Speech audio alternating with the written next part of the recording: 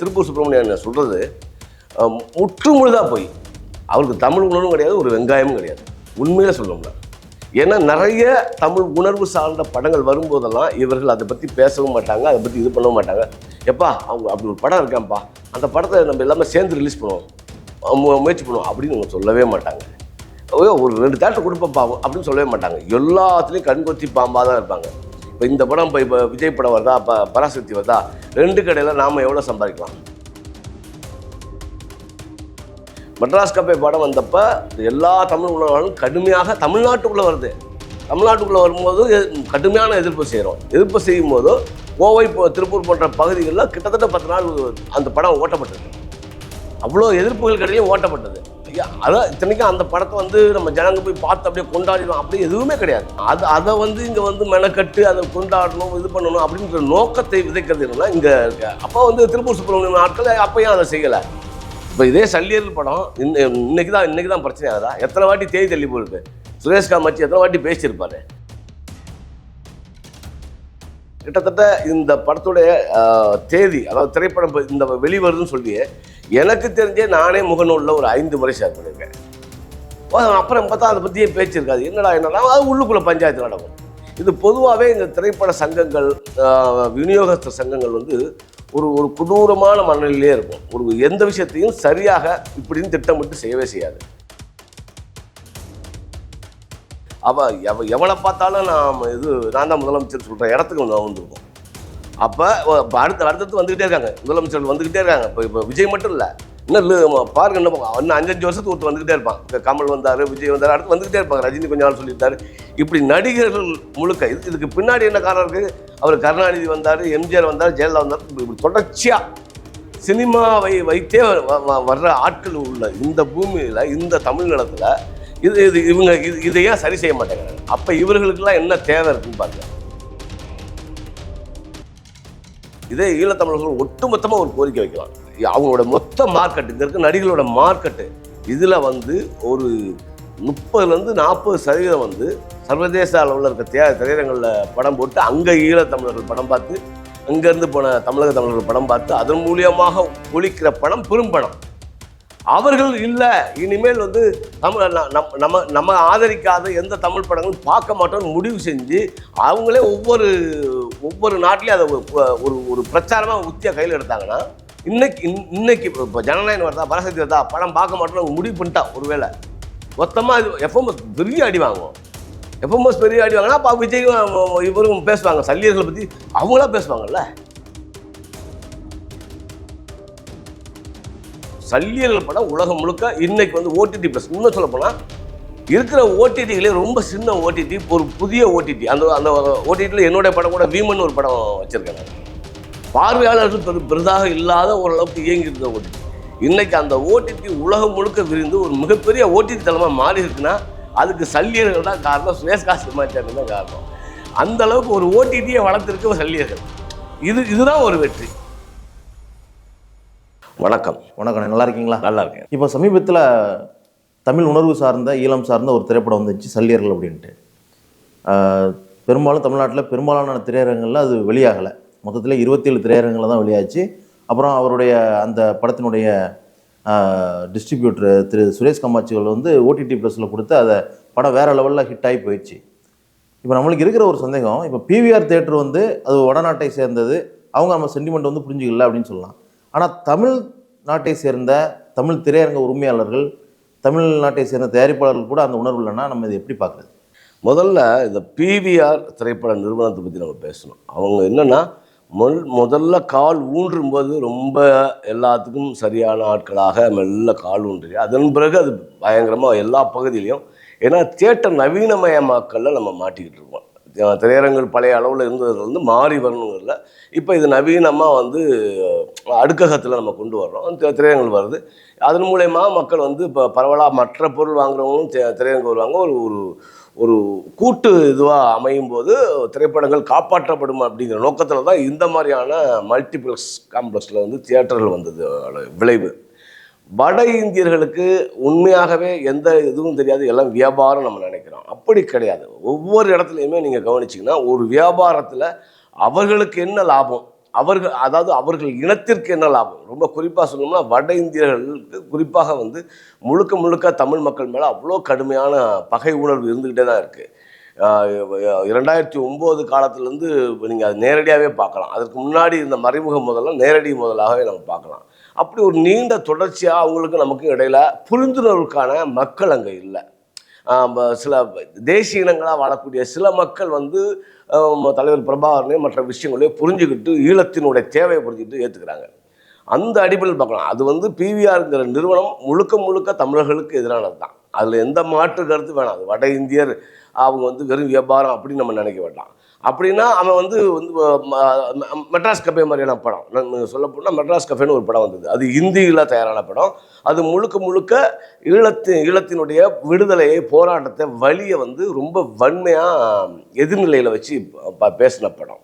அந்த படத்தை வந்து வட இந்தியாவில் அவங்க கொண்டாடுறாங்க. அது நமக்கு பிரச்சனை இல்லை. ஏன்னா நாம் இங்கேருந்து இன்னும் நம்ம செய்தியை சேர்க்கல. நம்மளோட இலக்கியங்கள், நம்மளுடைய வாழ்வு முறைகள், நம்மளுடைய இன போராட்டத்தோடைய இது எல்லாமே பிற மொழியாளர்களுக்கு கடத்தலை சரியா. அது இங்கே இருக்கிற மிகப்பெரிய தமிழ் உணர்வாளர்கள்னு சொல்லப்படுற ஒரு பெரும் கூட்டம் செஞ்ச சதியால் நடந்தது.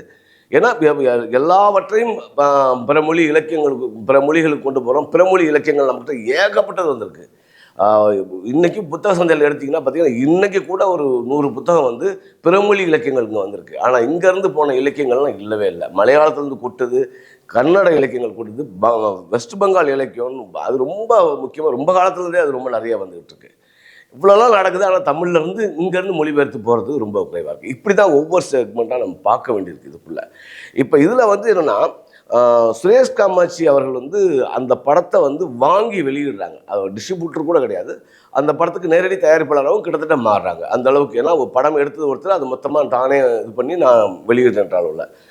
இது வந்து எல்லாரும் சொல்கிற மாதிரி பார்த்தீங்கன்னா ஏன் இந்த படத்துக்கு போய் இவ்வளோ பேசுகிறாங்க அப்படின்னு நம்ம நினைக்கிறாங்க. கிட்டத்தட்ட இந்த படத்துடைய தேதி, அதாவது திரைப்படம் இந்த வெளிவருதுன்னு சொல்லி எனக்கு தெரிஞ்சே நானே முகநூலில் ஒரு 5 முறை ஷேர் பண்ணியிருக்கேன். அப்புறம் பார்த்தா அதை பற்றியே பேச்சு இருக்காது. என்னடா அது உள்ளுக்குள்ளே பஞ்சாயத்து நடக்கும். இது பொதுவாகவே இந்த திரைப்பட சங்கங்கள், விநியோகஸ்தர் சங்கங்கள் வந்து ஒரு கொடூரமான மனநிலையிலே இருக்கும். எந்த விஷயத்தையும் சரியாக இப்படின்னு திட்டமிட்டு செய்யவே செய்யாது.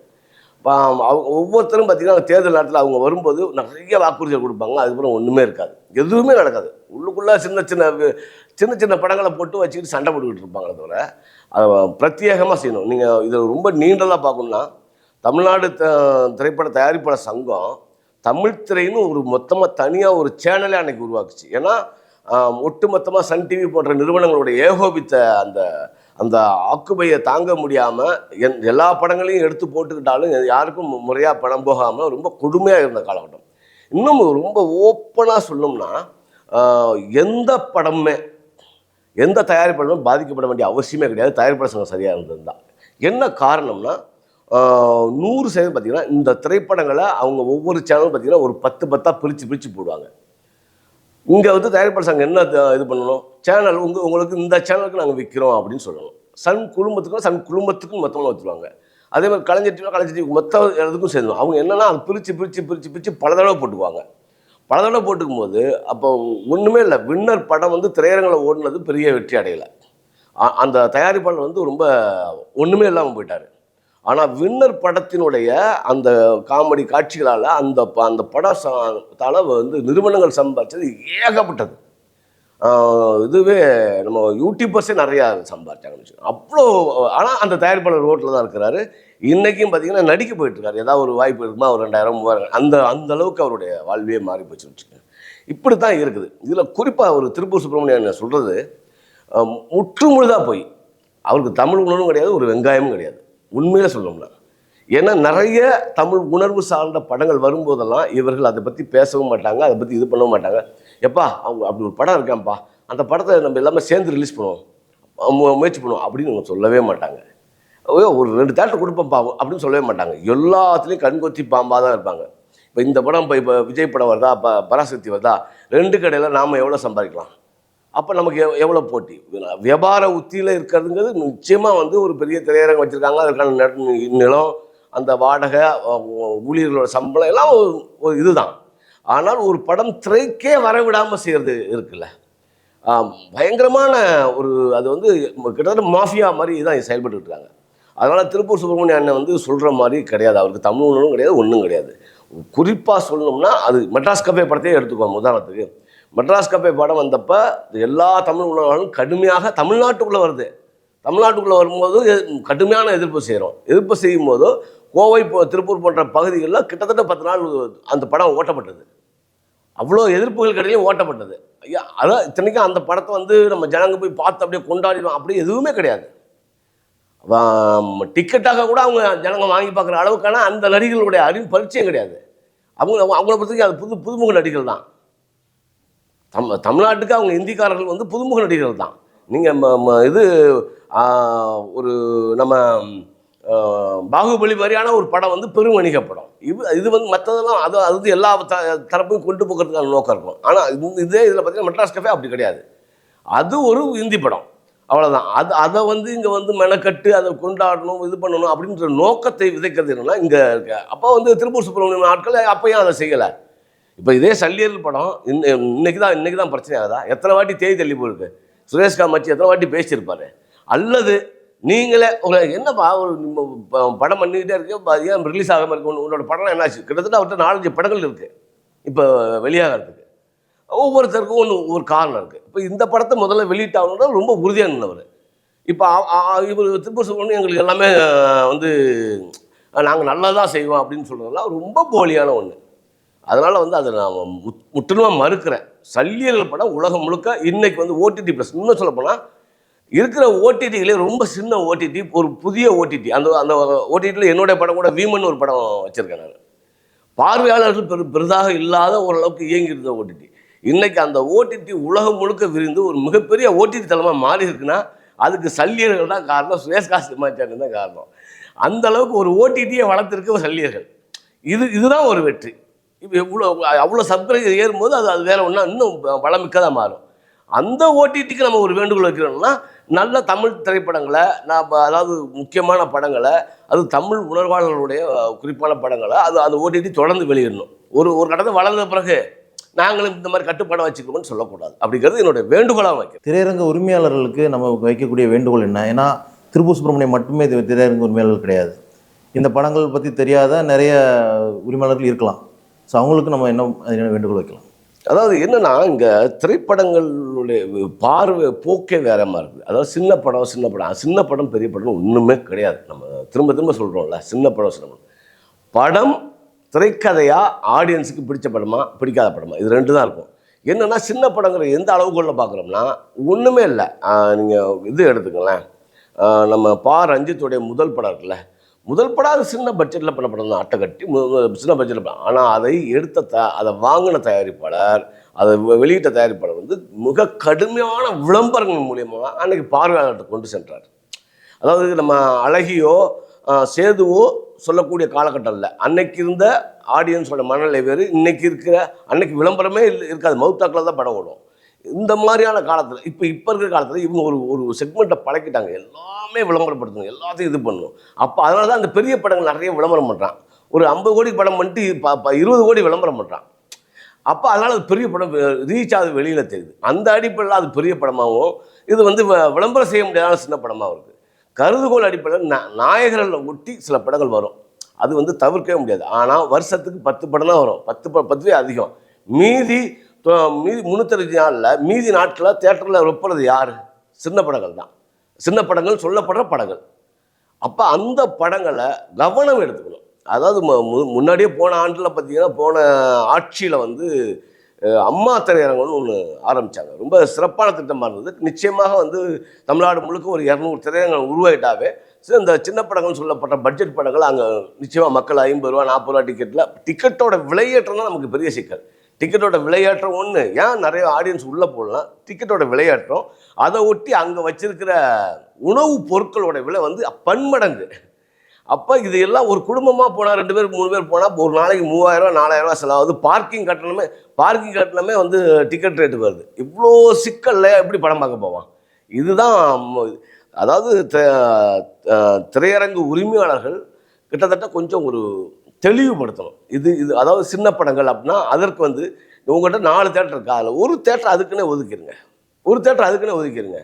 அதோட டிக்கெட் கட்டணத்தை குறைங்க, ஒரு அளவாக கொடுங்க. நிச்சயமாக என்னென்னா ஒரு சினிமாங்கிறது பெரிய படங்கள் மட்டும் வச்சு வரல. அதான் ஒரு ஒரு வருஷத்துக்கு 10 படம் நாயகர்கள் படம் வருது, மீதி எல்லாமே சாதாரண எளிய மக்களுடைய படங்கள் தான் வருது. அதில் வந்து எது திறமையாக இருக்கோ அது ஓட போகுது. 2 நாள்லேயே தெரிஞ்சிடும். அது சில இது வந்து மவுத்தாக்கில் வந்து இப்போ ஒரு வாரம் ஒரு படத்தை தேட்டரில் வச்சாவே அது புரிஞ்சிடும். அடுத்த வாரம் வெள்ளிக்கிழமை ஏறுதுன்னா அந்த படம் மக்கள்கிட்ட போய் சேர்ந்துருச்சு, போயிடும்னு சொல்லலாம். இன்றைக்கெல்லாம் ரொம்ப எளிதாக மக்கள்கிட்ட போயிடும். ஒரு படம் வந்து நல்லா இருக்குன்னு சொன்னாவே அவன் முகநூல் மற்ற எல்லா இதுலையும் எழுதிடுவான். ஒரு 3ஆம் நாள்லேயே தெரிஞ்சிடும். அது வரைக்கும் ஒரு படத்தை தாக்கு பிடிக்க விடணும். இந்த இந்த இந்த இடத்துல வந்து நீங்கள் வந்து ரொம்ப இறுக்கமாக இருந்தீங்கன்னா தொடர்ந்து சினிமாவை நீங்கள் சாகடிக்கிறீங்கன்னு அர்த்தம். நீங்களும் வாழ முடியாது. நீங்கள் அப்புறம் ஒரு கடத்தில் நீங்கள் மண்டபம் தான் கட்டு போகணும். அப்போ வந்து இதுக்கு ஒரு பேரலாக ஒன்று பண்ணணும். எப்போவுமே சினிமாவை 2 கட்டமாக பிரிச்சுக்கணும். ஒன்று நாயக சினிமா, ஒன்று இது. அதுக்கு ஒரு 3 தேட்டர் ஒதுக்குப்பா. இதுக்கு ஒரு தேட்டர் கம்பல்சரி உண்டு. ஏன்னா எல்லா மல்டி காம்ப்ளெக்ஸ்லையும் 4 தேட்டர் இருக்குது, 5 தேட்டர் இருக்குது, சிலதில் 6 இருக்குது, சிலதில் 3 இருக்குது. எப்படி எந்த அடிப்படையில் இருந்தாலும் அது ஒரு தேட்டர் வந்து சின்ன படங்கள் மட்டும்தான்ப்பா அப்படின்னு ஒதுக்கணும். அந்த மனநிலை வந்து திரையரங்கு உரிமையாளருக்கு எப்போ ஏற்படுதோ அப்போ இது வந்து நிச்சயமாக சினிமா ரொம்ப ரொம்ப உயரத்துக்கு போகும். கலை இலக்கியத்தின் மூலியமாக தான் தமிழ்நாடு முழுக்க இன்றைக்கி இவ்வளோ ஆள் எவனை பார்த்தாலும் நான் தான் முதலமைச்சர் சொல்கிற இடத்துக்கு வந்திருக்கோம். அப்போ அடுத்தடுத்து வந்துக்கிட்டே இருக்காங்க, முதலமைச்சர்கள் வந்துக்கிட்டே இருக்காங்க. இப்போ விஜய் மட்டும் இல்லை, இன்னும் பாருங்க, இன்னும் 5 வருஷத்துக்கு ஒருத்தர் வந்துக்கிட்டே இருப்பான். கமல் வந்தார், விஜய் வந்தார், அடுத்து வந்துக்கிட்டே இருப்பாங்க. ரஜினி கொஞ்ச நாள் சொல்லியிருந்தார். இப்படி நடிகர்கள் முழுக்க இதுக்கு பின்னாடி என்ன காரணம் இருக்குது? அவர் கருணாநிதி வந்தார், எம்ஜிஆர் வந்தார், ஜெயலலிதா வந்தார். இப்படி தொடர்ச்சியாக சினிமாவை வைத்தே வர்ற ஆட்கள் உள்ள இந்த பூமியில், இந்த தமிழ் நிலத்தில் இதை ஏன் சரி செய்ய மாட்டேங்கிறாங்க? அப்போ இவர்களுக்கெல்லாம் என்ன தேவை இருக்குன்னு பாருங்கள். இந்த அரசியல்வாதிகள் சரியாக இருந்து நிர்வாகப்படுத்தினாலோ அல்லது அவங்க வந்து அந்த கட்டமைப்பை வலுப்படுத்தினாலும் சரியாயிடும். இன்னும் சொல்லப்போனால் தயாரிப்பாளர் சங்கமும் வேற ஒன்றும் இல்லை. தயாரிப்பாளர் சங்கத்துலேயும் இவங்க தான் எந்த ஆட்சியாளர் இருக்காங்களோ அவங்களுக்கு ஏற்ற மாதிரி தயாரிப்பாளர் சங்கத்தை வடிவமைச்சிருவாங்க. எந்த ஆட்சியாளர் இருக்காங்க அது மாதிரி விநியோக சங்கத்தை வடிவமைச்சிருவாங்க. அவங்களுடைய அடிவரடிகள் அங்கே உட்கார்ந்துருப்பாங்க. அரசு என்ன சொல்லுதோ அதை செய்வாங்க. இதுக்கு பின்னாடி அரசு இருக்குங்கிறது தான் என்னோடய குற்றச்சாட்டு. கிட்டு தயாரித்த முந்தைய படங்கள் மேதகு 1, மேதகு 2, அப்புறம் இப்போ இருக்க சல்லியர்கள், இது போன்ற படங்கள் வந்து தமிழ் நிலத்தில் வெளியிடுவதற்கு இவ்வளவு சிரமங்கள் இருக்கிற இதே காலத்தில் எதிர் சித்தாந்தம் கொண்ட திராவிட படங்கள் பார்த்திங்க அப்படின்னா ரொம்ப எளிதாக ரிலீஸ் ஆகிட்டு போகுது.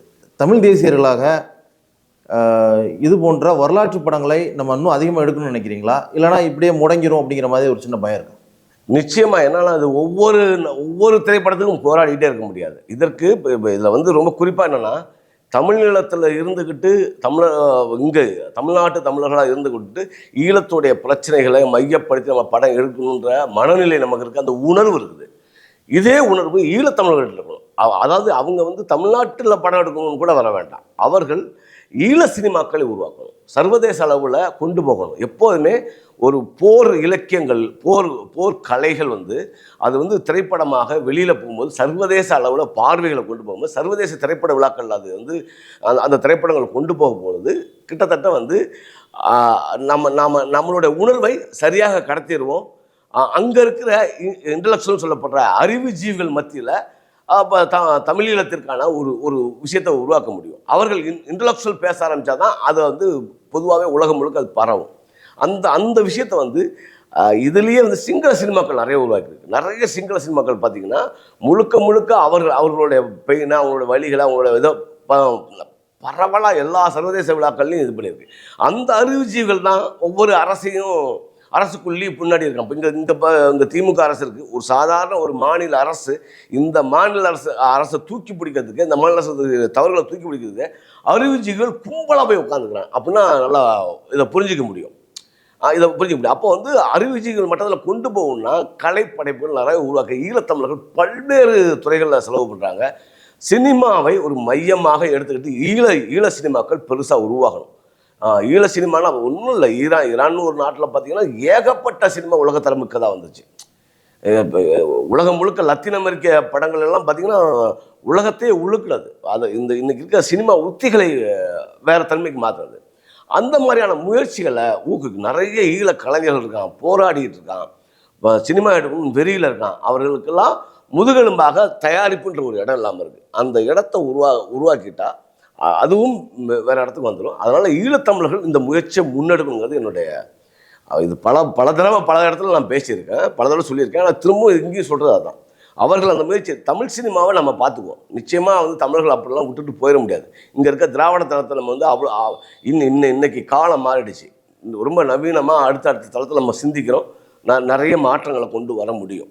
அதனால் நம்மக்கிட்ட நல்ல படைப்பாளிகள் இருக்காங்க. அவங்க சரியாக அடையாளப்பட்டுக்கிட்டே வந்தால் போதுமானது தான். இங்கே நமக்கு இருக்கிற பிரச்சனைனா இங்கே அரசுக்கும் நமக்குமான முரணிலேயே நிறைய விஷயங்கள் இங்கே தீர்மானிக்க முடியும். இப்போ ஈழவர்களுக்கு அந்த இது இல்லை, சிக்கல் இல்லை. அவர்கள் சர்வதேச மட்டத்தில் இருக்காங்க, படங்களை கொண்டு போக முடியும். அப்புறம் இன்னொரு கோரிக்கையாகும், இதே ஈழத்தமிழர்கள் ஒட்டுமொத்தமாக ஒரு கோரிக்கை வைக்கலாம். அதாவது தமிழ்நாடு திரையரங்க உரிமையாளர் சங்கத்துக்கும் அல்லது தமிழ்நாடு திரைப்பட தயாரிப்பாளர் சங்கத்துக்கும் ஒரு கோரிக்கையாகவும் கிட்டத்தட்ட வந்து அதை வந்து இதுவாகவே சொல்லலாம். ஏன்னா அவங்களோட மொத்த மார்க்கெட்டு, இங்கே இருக்க நடிகளோட மார்க்கெட்டு, இதில் வந்து ஒரு 30-40% வந்து சர்வதேச அளவில் சம்பாரித்து கொடுக்கறது தான். சர்வதேச அளவில் இருக்க திரையரங்களில் படம் போட்டு அங்கே ஈழத்தமிழர்கள் படம் பார்த்து, அங்கேருந்து போன தமிழர்கள் படம் பார்த்து அதன் மூலியமாக கொளிக்கிற பணம் பெரும் பணம்.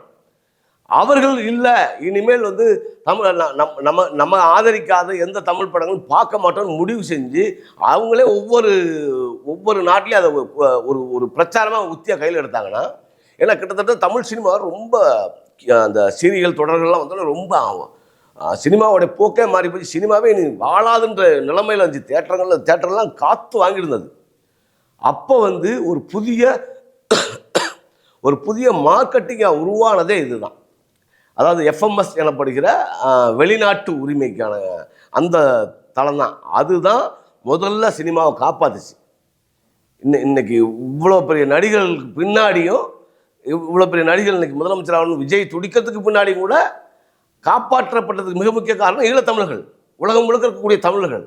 அவர்கள் அதை வந்து ஒரு கட்டமைப்பாக மாற்றணும், மாற்றி தெளிவாக நிற்கணும். தெளிவாக நின்றுட்டா அந்த பிரச்சனைலாம் நிச்சயமாக மாறும்.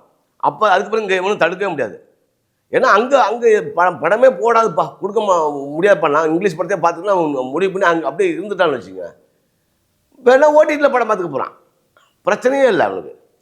அதனால் வந்து அந்த முதல் வாரத்தில் படத்தை கலெக்ஷன் பண்ணுற அளவுக்கு விடாமல் இவங்க நிறுத்தினா, இன்னைக்கு இப்போ ஜனநாயகம் வருதா, பரசக்தி வருதா, படம் பார்க்க மாட்டோம்னு அவங்க முடிவு பண்ணிட்டா, ஒருவேளை மொத்தமாக இது எஃப்எம்எஸ் பெரிய அடி வாங்கும். எஃப்எம்எஸ் பெரிய அடி வாங்கினா அப்போ விஜயும் இவரும் பேசுவாங்க, சல்லியர்களை பற்றி அவங்களாம் பேசுவாங்கல்ல.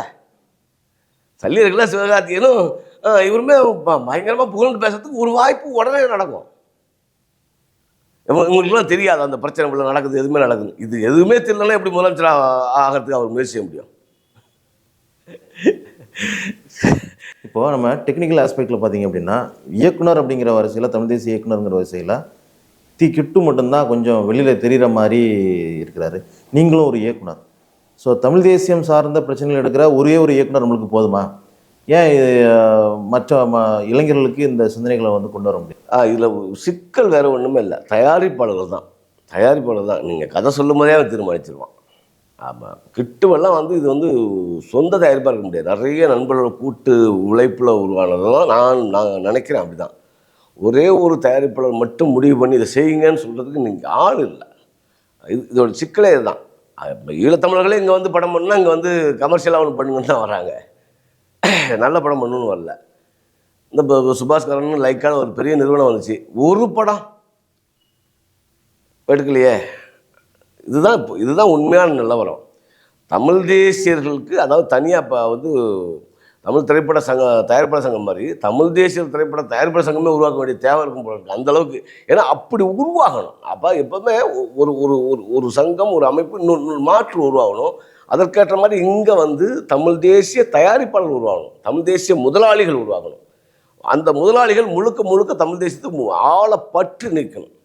அப்போ தான் இதெல்லாம் முழுமையடையும். கிட்டு ஒருத்தர் இல்லை. இப்போ நான் எடுத்த படங்களில் கூட ஒரு சின்ன அளவில் செய்திகளை கொடுக்குறோமே தவிர முழுமையான ஒரு படத்தை செய்ய முடியல. நிறைய அதாவது ஈழம் சார்ந்த படம் எடுத்ததுனால மட்டும் கிட்டு தமிழ் தேசிய அப்படி நம்ம அடையாளப்படுத்த முடியாது. அதாவது அதன் மீது ஆழமான காதல் கொண்டிருக்கான் பற்றி அந்த மனுஷன். அங்கே தான் அந்த தமிழ் தேசிய திரைப்பட இயக்குனராக எழுந்து நிற்கிறான். பலருக்கு அந்த காதல் இருந்தாலும் அதுக்கு அமையலன்னு அப்படியே கொஞ்சமாக ஒதுங்கிறோம். நான் 2004 எடுத்த வதைன்னு ஒரு குறும்படமே முதல்ல எடுத்த குறும்படமே பார்த்தீங்கன்னா முழுக்க ஈழம் சார்ந்த குறும்படம் தான். அந்த படம் ரொம்ப நாள் யூடியூப்ல இருந்து அதுக்கப்புறம் தூக்கிட்டாங்க அந்த இது. அந்த அளவுக்கு ரொம்ப கடுமையான ஒரு இது இருக்கும். அதனால் முயற்சிகள் செய்கிறோம், அவ்வளோதான். நிறைய பேர் உருவாங்க, நிறைய இருக்காங்க. முதலாளிகள் இருந்தால் போதும். தமிழ் தேசிய முதலாளிகள்ங்கிறது சரியாக இருந்தால் தமிழ் தேசிய இயக்குநர்கள் நானே 100 பேரை கை காட்டுவேன். சரி அண்ணா, இவ்வளோ நேரம் உங்களுடைய கருத்துக்களை பேசுனதுக்கு மிக்க நன்றி. நன்றி.